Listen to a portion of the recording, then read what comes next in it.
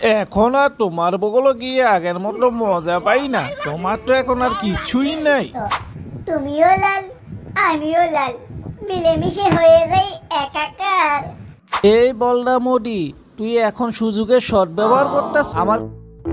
যদি বউ সাজো গো, আরো সুন্দর লাগবে গো।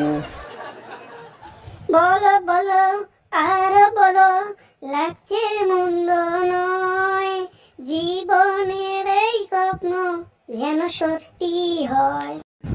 এই মোদি, আসো, তুমিও লাল, আমিও লাল, মিলেমিশে হয়ে যাই একাকার। না গো, না গো, তোমার কাছে মনে হয় আর আমার বেশি যাওয়া হবে না। কেন কেন তুমি এখন এই কথা বলছো কেন? এখন তো আমি সবসময় ফ্রিই থাকি। এখন আর তোমার বগলে গিয়ে আগের মতো মজা পাই না। তোমার তো এখন আর কিছুই নাই। কি বলো তুমি, কি বলো? আমার ক্ষমতা গেছে ঠিক আছে, কিন্তু আমার রূপ যৌবনটা কিছু যায় নাই। হ্যাঁ, আরে হাসিনা, আমি তো সেইটাই বলতাছি।